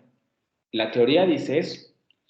Pues entonces vamos a ver si teóricamente o si esa teoría funciona en una determinada lengua. Yo ya estoy partiendo de un preconcepto, vamos a decirlo así, tengo ya el preconcepto en la cabeza de que voy a empezar el estudio de la sintaxis desde ese ángulo y cuando llegue yo a los datos voy a aplicar ese marco teórico para analizar mis datos. Vean la diferencia, ¿no? En el razonamiento inductivo, las generalizaciones se derivan de los datos. En el procesamiento deductivo, las generalizaciones vienen antes de los datos y luego evidentemente se van a contrastar con los datos. Pero en un primer momento yo ya la generalización la tengo ya hecha, porque agarré un marco teórico que me permite realizar el estudio de ese determinado corpus de oraciones, ¿vale? También, un poco como pueden ver, pues son elementos que se presuponen, porque, por ejemplo, de un razonamiento inductivo va a surgir una teoría, porque yo tengo los datos, realizo las generalizaciones, y esas generalizaciones se convierten en teoría. Y a partir de esa teoría, yo puedo realizar el movimiento inverso. Pues entonces voy a hacer ahora el razonamiento deductivo. Esa teoría la tengo que contrastar con datos empíricos o datos de una lengua determinada para ver si esa teoría funciona. Entonces, si se dan cuenta, son procesos que se retroalimentan, ¿no? No necesariamente son excluyentes, sino que son procesos que se siguen uno a otro, ¿vale? ¿Tienen alguna duda con relación a estos dos puntos? Porque ahora vamos a pasar al asunto de las gramáticas.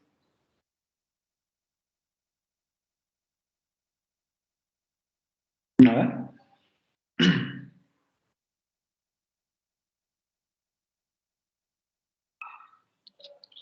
¿Nada? ¿No hay dudas, chicos? ¿Chicas?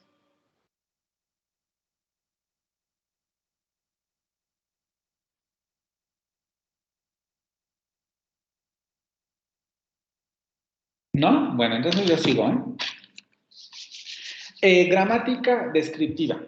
Les digo, esta se deriva del razonamiento inductivo. Partimos de los datos para realizar generalizaciones. Es un concepto para hablar de la parte empírica de la sintaxis, las realizaciones concretas de una determinada lengua. Claro, porque lo único que voy a hacer en términos de gramática descriptiva es describir los usos de una lengua.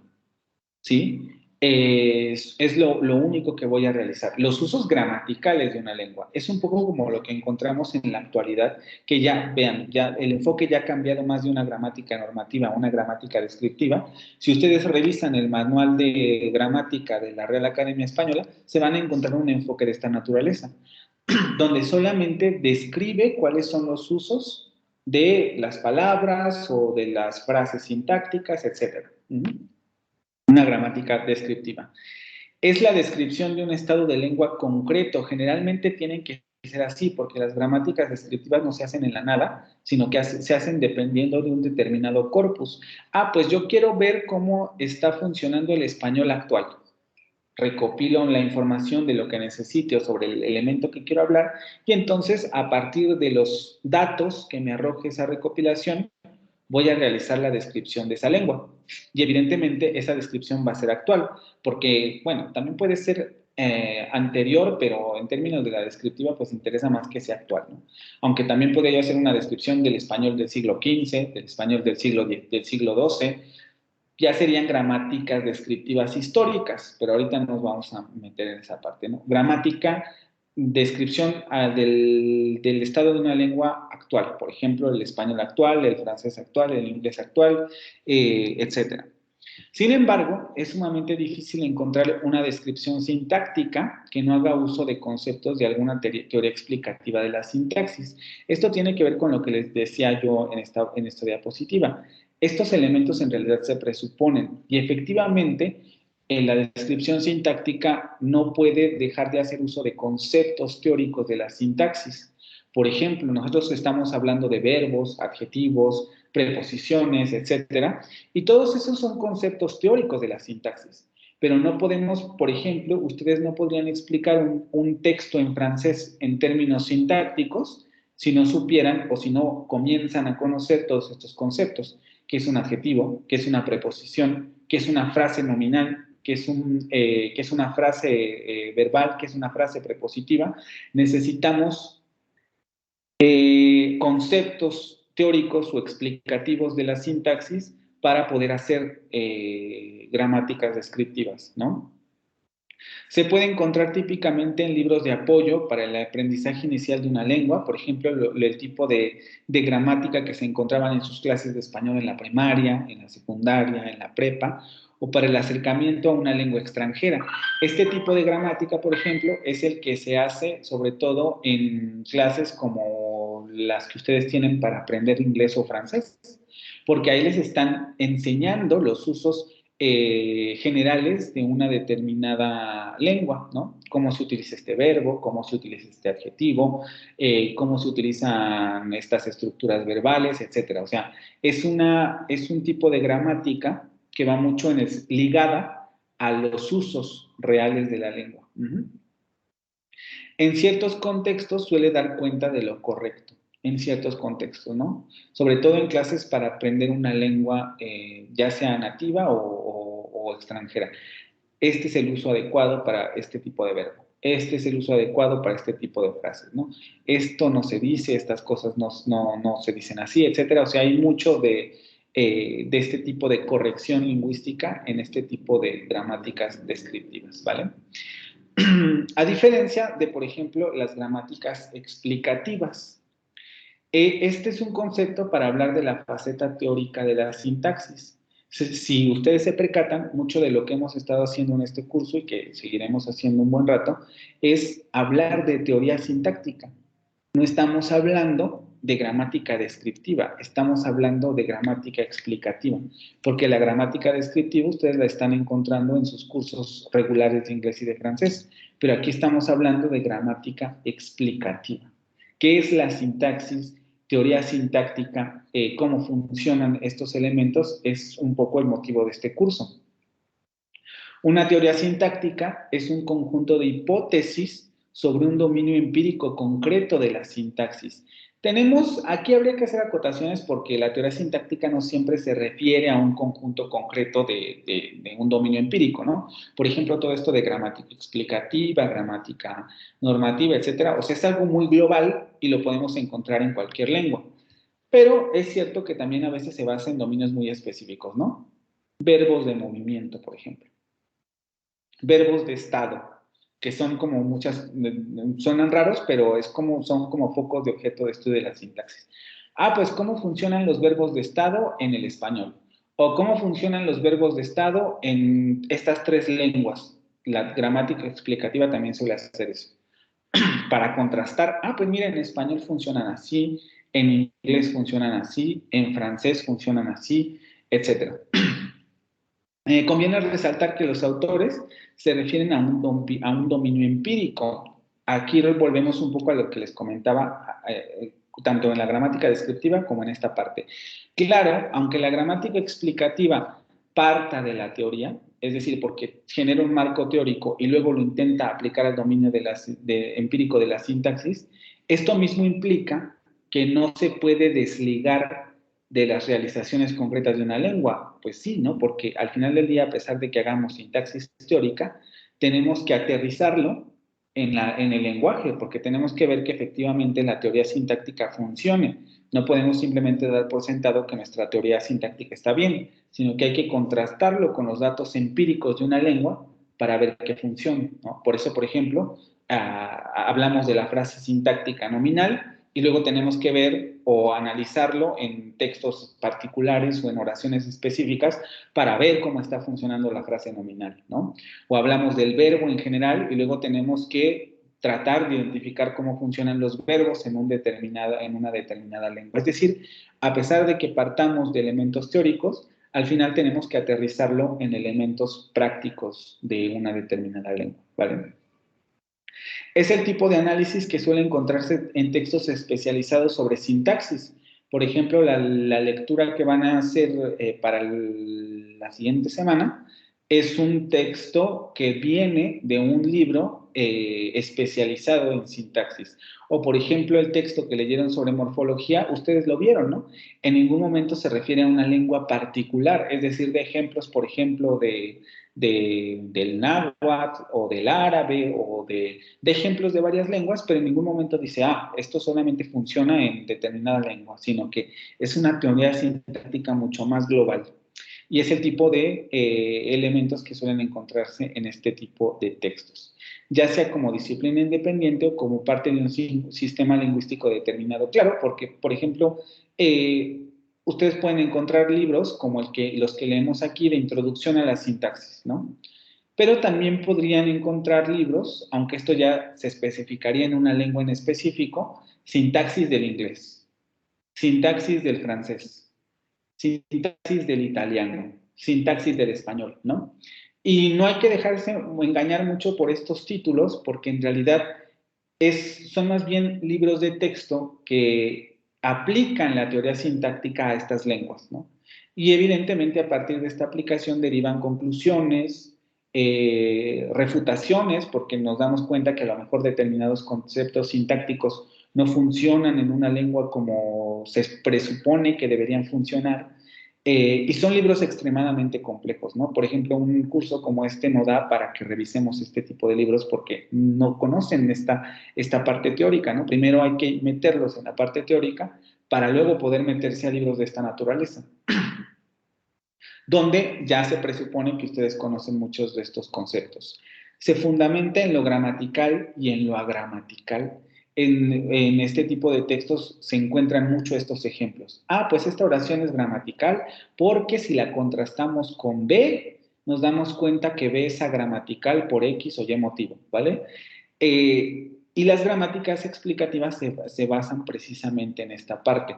Las gramáticas descriptivas no suelen hacerlo porque como se basan en datos reales, no se suelen encontrar oraciones agramaticales, ¿no? Entonces, solamente se basan en los usos.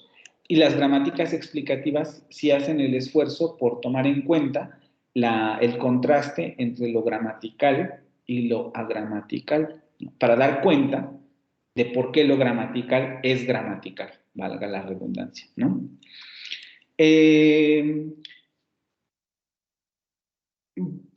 Con esta parte de la teoría, que es un poco lo que ya les he estado explicando, hay que hacer dos distinciones relevantes, ¿no? Por ejemplo, entre paradigma de investigación científica y teoría sintáctica. Les digo, a nosotros no nos va a dar tiempo mucho de ver esto, pero creo que es importante que lo tengan en mente porque también viene un poco en el programa. Y en muchos sentidos, por ejemplo, nuestro curso revuelve de varias de estas paradigmas de investigación científica. Lo vimos un poco en la presentación anterior, ¿no?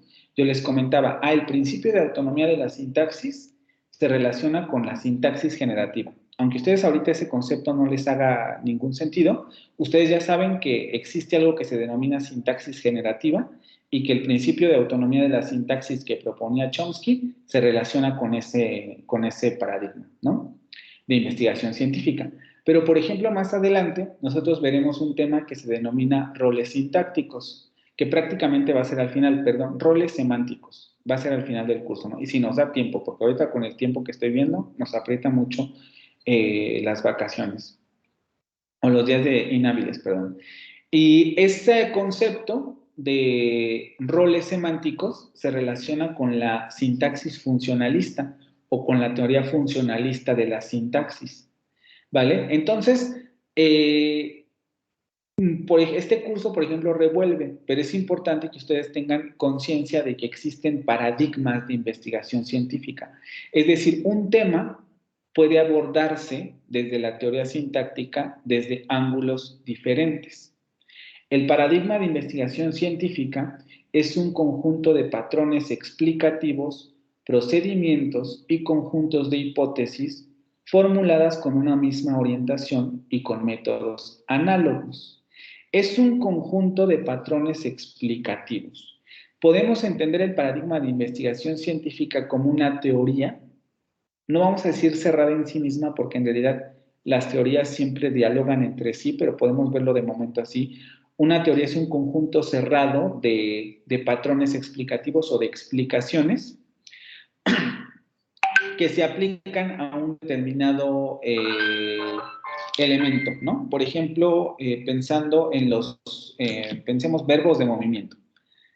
Bueno, los verbos de movimiento se van a analizar desde la teoría generativa, desde este punto de vista. Pero estos mismos verbos de movimiento, ustedes ahorita no saben qué son verbos de movimiento, pero supongan que existe una categoría de verbos que tienen que tampoco es tan difícil de saber a qué nos referimos, ¿no? Verbos de movimiento, ir, correr, no se me ocurre ahorita, volar, ¿no? Verbos que implican moverse, por ejemplo. Verbos de movimiento se analizan desde el punto de la teoría sintáctica generativa, así. Pero desde la teoría funcionalista se analizan de esta otra manera. Y sin embargo, estos dos paradigmas de investigación científica se enfocan en un mismo elemento, que serían los verbos de movimiento, aunque lo aborden desde diferentes ángulos. Y aunque los aborden desde diferentes ángulos, perdón, siguen siendo teorías sintácticas. Los paradigmas científicos suelen estudiar el mismo fenómeno a partir de principios teóricos diferentes. Y generalmente los paradigmas, cuando se refieren a una misma disciplina, pertenecen a esa misma disciplina, ¿no? Por ejemplo, la teoría generativa, la teoría funcionalista, la teoría sistémico-funcional, que es otra teoría sintáctica, la teoría de la rección, que es otra teoría sintáctica, todas pertenecen al ámbito de la teoría sintáctica, aunque sean diferentes ángulos de abordaje a los problemas de la sintaxis, ¿no? A partir de aquí también se puede elaborar, por tanto, el siguiente concepto, que sería el de teoría sintáctica, que sería un término que incluye a todos los paradigmas, ya sean rivales o frutos de la evolución de uno de ellos, ¿no? Por ejemplo, la teoría generativa y la teoría funcionalista son teorías que contrastan. De hecho, son teorías que se llevan, pero a veces no se llevan tan bien, ¿no? Siguen siendo teorías sintácticas, pero abordan el problema desde diferentes ángulos y siguen, sin embargo, considerándose dentro de ese mismo amplio terreno que denominamos teoría sintáctica. Aunque los paradigmas puedan diferir en sus principios teóricos, por ejemplo, la teoría generativa va a tener principios teóricos diferentes a la teoría funcionalista, todos tienen como foco de estudio la sintaxis, ¿no? Y repito, esto es importante que lo tengan en cuenta porque hay que ser muy cuidadosos a la hora de... Ustedes probablemente no vayan a llegar a hacer este tipo de análisis, ¿no? Pues vamos a analizar el verbo francés tal desde la teoría generativista tal, porque no es algo a lo mejor que en un primer momento les interese, pero sí es importante tenerlo en cuenta porque pues les sirve para poder, si en algún momento tienen alguna duda, por ejemplo, sobre algún patrón sintáctico específico, puedan determinar desde qué ángulo lo quieren ver, ¿no? O decir, o que si se encuentran con este tipo de términos, teoría tal, teoría X, no le tengan tanto miedo y sepan que pues simplemente es un paradigma de investigación científico que está abordando ese tema desde un punto de vista, pero que no necesariamente es el único punto de vista posible, ¿vale? Ok, ¿hasta aquí tienen alguna pregunta con gramática descriptiva y gramática explicativa?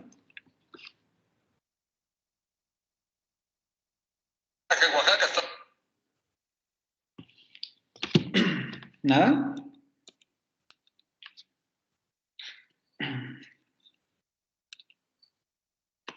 Bueno, voy a terminar, para terminar esta presentación hoy, hacemos el repaso de la siguiente porque sí me interesa que la siguiente avancemos, porque todavía nos faltaría una entregable y tengo también otra actividad pendiente por ahí, pero no sé si la voy a hacer igual con ustedes que con los otros grupos. Entonces, la última interrelación, que es un poco lo mismo que veíamos en esto de inductivos y deductivos, es muy evidente, ¿no? Los procesos inductivos en el estudio de la sintaxis parten de la descripción de realizaciones concretas de una lengua para luego explicar, mediante la elaboración de una teoría, los principios gramaticales que dan cuenta de tales realizaciones lingüísticas. A este tipo de estudios se les denomina estudios de corpus. Tomamos un corpus de determinadas estructuras sintácticas de lo que nos interesa analizar y aplicamos análisis, ¿no? O hacemos el análisis a partir de ese corpus. Los procesos deductivos en el estudio de la sintaxis parten de una elaboración teórica en la que formulan principios para explicar fenómenos gramaticales, ¿no? Este fenómeno gramatical se explica de tal manera y en muchos casos se hace de forma intuitiva, ¿no? Los teóricos de la sintaxis, por ejemplo, primero empiezan generalmente analizando su lengua, ¿no? Ah, pues esta estructura es así, me parece muy extraño, vamos a ver si mi hipótesis es correcta. Y a partir de ahí contrastan lo que hayan formulado en forma teórica con los datos empíricos que les permitan falsear su hipótesis, ¿no? Este concepto de falsear que no debería resultar raro, en el sentido de, pues vamos a contrastar si mi hipótesis es cierta o no, o si mis datos ayudan a soportar mi hipótesis o no o simplemente la desechan. Y eso es a lo que se le denomina sintaxis teórica. Y solamente para recalcar, no hay una distinción evidente, ¿no? Como lo pueden ver ahí. De los procesos inductivos de los datos se realizan teorías y viceversa. De las teorías se analizan los datos y luego eso modifica nuevamente la teoría. Son procesos recursivos, ¿vale? Y ya para finalizar, los conceptos claves que vimos en esta presentación serían gramatical, agramatical. Aquí tal vez deberíamos de sumarle varios más. Déjenme descartar. Por ejemplo, deberíamos sumarle el concepto de aceptabilidad, el de corrección y el de incorrección.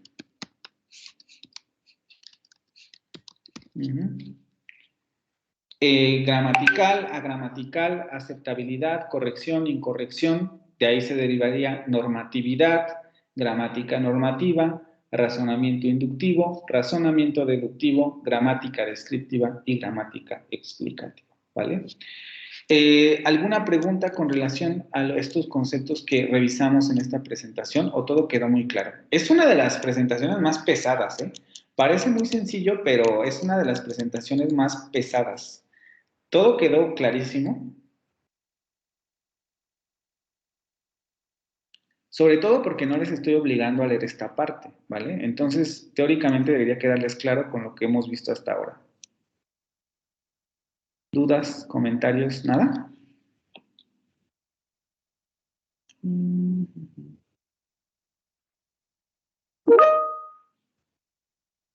Hasta ahorita no. No, ok, bueno, entonces miren, lo vamos a dejar hasta aquí. La siguiente semana, lunes, sí, ¿no? Nos toca el lunes.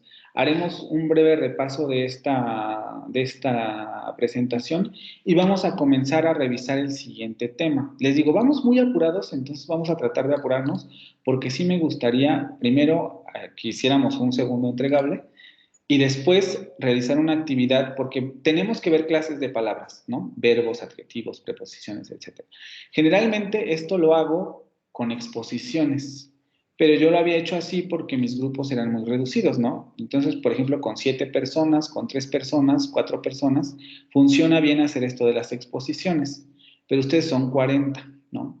Entonces, y no podemos, digamos, no me gusta que es, por ejemplo, ese tema, que a lo mejor lo vieron en prepa, en secundaria, etcétera, me ponga yo a exponer otra vez todo lo que es un verbo, un adjetivo, etcétera, sino que lo hagan ustedes. Entonces voy a pensar cómo hacer esta actividad porque sí me gustaría que, y generalmente es una actividad síncrona, ¿no? O sea, eso lo sumo a las participaciones. Entonces veremos si hacemos también exposición o va a tener que ser una actividad diferente, ¿no? Estoy pensando hacerlo con participaciones, pero a mí me cuesta un poco de trabajo porque tampoco quiero ser injusto, porque van a ser varios temas y pues la idea sería que los investigaran todos, ¿no? Y a partir de participaciones, digamos,